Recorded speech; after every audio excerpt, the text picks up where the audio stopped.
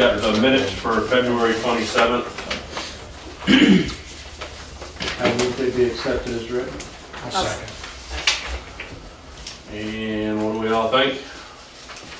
All those in favor? Aye. Unanimous with 2 not present, 1 excused, 1 not. The warrants. You're doing it. Oh boy, they're not gonna let that die. The warrants have been circulated. You got any questions, Sharon? No, I don't think so this time. Justin? I have a couple. See, page 4, 300,567. Gatekeeper transfer station. Yeah, we pay the Brusso family $50 a week to watch the gates and keep an eye out for poachers for our metal pile and other things in there. So. Okay.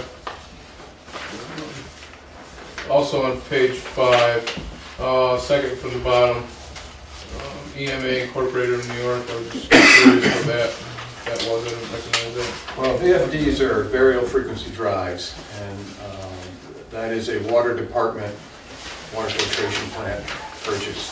So it's a repair and maintenance supply. I couldn't tell you what it is exactly. Okay, that's enough. Yep. Yeah. I'm all set. No.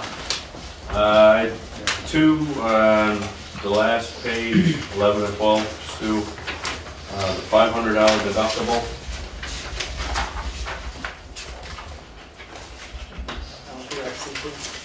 Oh, yeah, those are for insurance claims where we may have been responsible, and we do carry a $500 deductible, so they would pay the claim and we would reimburse them the deductible.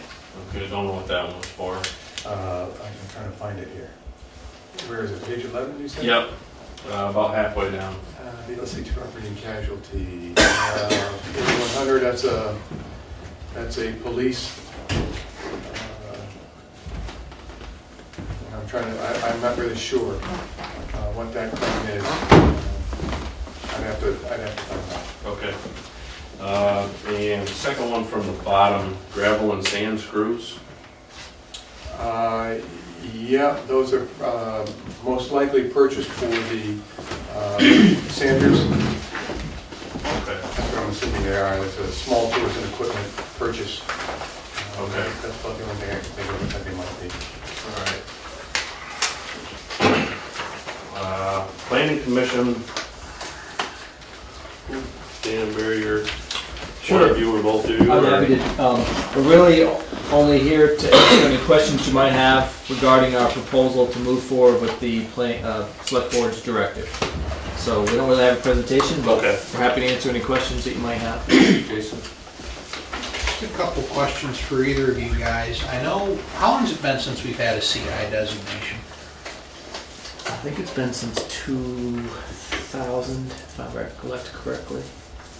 Yeah, between 2000 and 2003. Okay, approximately 10 years. Yes. And we'd had a CI designation for quite some time. Right, it roughly matched the planned commercial designation that you see now along Northside Drive, Kosher Drive, Home Depot area, North Bennington Road. A couple questions I have. Obviously, I wasn't on the select board at that time. When we had a CI district, how much went commercial and how much went industrial? Based on our observations, it was almost, well, it was 100% commercial, the development and within the recent past before the change. Okay.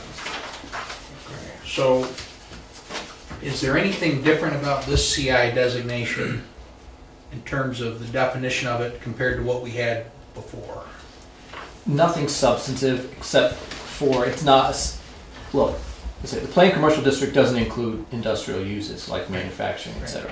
So this proposed change would include manufacturing and research and development as changes to allow for those types of uses in the planned commercial district. We felt that was the most clean way to do it, just bringing in Johnson Controls into that district and adding in those 2 uses to allow for the motion that passed that stated that it should be commercial and industrial uses allowed on that property. So it is very similar to what the previous CI would be. It may exclude some of the more, I don't know if you want to call them distasteful uses that were initially included in the CI district. Yeah. Okay. So what's the look of the CI district gonna be then? I mean, It's what- still, what it's are not, the it's not gonna be, boundaries? it will be, it's gonna be the plain commercial district with additional uses in it. So it's just semantics. I mean, it's gonna be, remain the plain commercial district, but we're adding in a couple of uses to follow the directive from the select board. Okay. And you're really just extending it out to. All we're doing is bringing in the approximately 20 acres, 18, 22, whatever, of the Johnson control site into the plain commercial district, so it kind of like pushes out into that area. Justin? Dan, what makes it, I guess, easier in you guys' mind or cleaner to expand the entire district to involve industrial uses as opposed to just focusing on the one specific piece of property? Well, the number one reason is we believe that if it were challenged, it would be determined to be spot zoning, because you're basically taking one parcel and attributing unique qualifications to that one and only parcel that is different from all the parcels in the town. So in order to, try to follow the constitutional and statutory requirements, we thought this was the best way to go. That property at one point in time did have a CI designation on it, And correct? so did all the properties. So did the adjoining. Yeah. I don't know if that one did, to be honest. I Okay. think that was industrial, even when we had CI. The adjacent properties were CI. I believe that was not changed from CI to I at the time. I believe there was industrial and CI, and that was one of the industrial parcels. Now, don't hold me to that. I remember. think Dan's right, because it was the Johnson Controls Globe Union Yes. site, and they developed that site in the mid-60s. Right. So. it I feel probably- pretty confident that was part of the overall industrial zone, and that adjacent to it, which is now the plain commercial district, was a CI zone. Okay. So you think even though the surrounding area is mainly commercial, but if that was challenged, it could be deemed as spot zoning? No, that's not why I think it would be deemed as spot zoning. If you're saying change that to a CI, Right. keep an I in a plain commercial district with no changes to that, you're basically creating a zone that applies to the single property. Okay. And that is quintessential spot zoning, and it's not appropriate. You want to make sure that you apply uniform characteristics to like properties. Thank you. Jason? Dan, what sort of dangers, if any, do you see of it being CI in terms of it, or I shouldn't say CI, by making it part of a planned commercial zone? In your experience as a zoning director, what's the likelihood that there's going to be an industrial use on that land? I would say virtually zero. Yes. If you hold out that carrot for commercial use, there's very likely that, especially given the speculative nature of the purchase, that they would hold out for commercial use. And just to repeat, when this town did have a CI district, virtually nothing went industrial. It all migrated to commercial, which decreased the amount of available industrial property. The main reason that we changed the CI to plain commercial is we thought it was, not intentionally disingenuous, but to say, oh, look, all this industrial land we have. Well, we really didn't have that on industrial land. We had commercial land and industrial land in a separate zone. And we thought it was more appropriate to say, this is very likely to be plain just commercial, and this is where we want to reserve property for industrial uses and keep the pressure of commercial uses out of that area. That was the thinking at the time. Matt, I've got a question. First of all, two actually. What is spot zoning? And secondly, with respect to a CI change or designation, is there a percentage that is designated commercial and a percentage that's industrial? Well, I'll answer your first question. Spot zoning is where you basically take a parcel that's owned by an individual or a corporation and apply unique special characteristics to that parcel that do not match the surrounding parcels. In other words, you're giving special consideration to a particular property owner that is not the same or uniform to the surrounding property owner. So you're basically giving a favor to an individual property owner. Just to follow up with that, there seemed to be some implied controversy with respect to that being done? Well, it's unconstitutional. Okay. So that's the controversy. Yeah, it doesn't follow due process. As far as percentages are concerned, we don't. It's not like we've said 20% shall be commercial, 20% shall be industrial, 80%, 60% shall be residential. That's not really how we do it. Typically, the planning commission will look at the available land and make a determination, looking now and far into the future as much as you can, what the appropriate mix is. Could you require, I mean, could that be a part of a stipulation to a designation of CI? You could, I mean, the planning commission could propose anything, and the select board could certainly require any type of percentage if they felt that was appropriate. But I think you would run into problems, Jim, with you going back to taking that individual parcel, you're applying conditions through the land use regulations to that parcel that don't apply anywhere else. Right, it would have to be a uniform type. Yeah. Yes, yeah.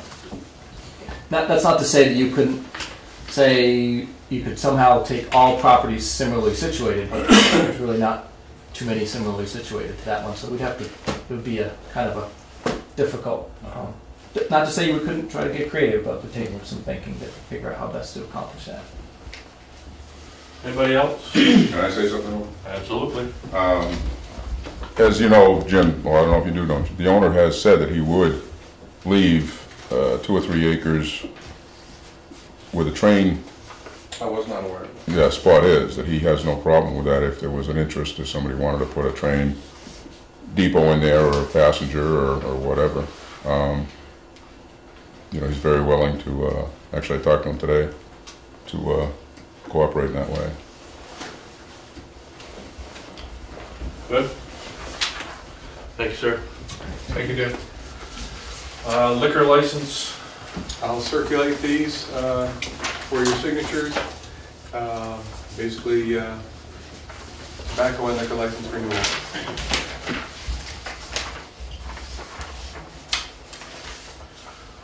Manager's report, Stu? I really don't have any action items for you tonight. I did include that brief statement on the winter budget. Our winter sand and overtime budget, winter salt budgets are underspent dramatically, thanks in large part to the very, very warm and friendly winter we've had. And I had estimated we could save as much as $150,000. Today, RJ and I sat down and did some analysis of the expenditures to date and what he's got ordered on order, and we're looking like we should save $147,700 just in the winter sand and salt costs. Can we cancel what we have on order at this point? I guess, how much do we have on order? It's been delivered, we just haven't been billed for it yet. Yeah, we're not ordering anymore at this point. But we can keep that though, so we can use it next We have year? we have a salt and sand shed, so we can keep it protected. I've got a question. And so what are the savings, are we going to be able to use that for some paving, or does that just get reabsorbed? Well, we'll use it to cover whatever costs. I mean, right now we're not willing to commit to any major projects, but most likely we're going to try to get going early on the Beach Street project, which we couldn't finish last fall. That's a Class 2 paving project, which is 80% state funded, but it's going to include pavement, sidewalk, drainage, and so we hope to get going on that. That's going to be a major project to connect sidewalk from the Chime Street, South Branch Street area out to, I think it's Royer Road or Harbor Road in that development. So that would be a very... Could this mean that we maybe wouldn't have to spend as much as the voters appropriated for us to spend on highways, or would this savings be in addition to the what was it, 250, 275? Yeah, this is fiscal year 12. So any unexpended portion of this would be rolled over into the fund balance generally. Okay. I mean, obviously, we're going to try to do as much work as we can. If we've got the money and the blacktop plant opens in a timely fashion and we can get some work done, we're going to do that. Jim? Sharon stole my thunder. Good. Jason? Stu, just on the last thing you said about it rolling into the fund balance. I mean, I would assume that we've already budgeted for Beach Street, so that we wouldn't need that 150 for the 20% match, since it was already, I mean, we should be okay on that. The voters approved the extra 270 to go into some projects we talked about during the budget session. And my thought would be this would be a way to add to the fund balance for right now, which would probably put this board in a position where it hasn't been in a while, where we're able to put 100 plus, almost 150,000 into the savings account, for lack of a better term. Essentially. Now, you know, we've seen that increase in diesel and gas costs. That may impact how much of this money it remains. It appears we don't have,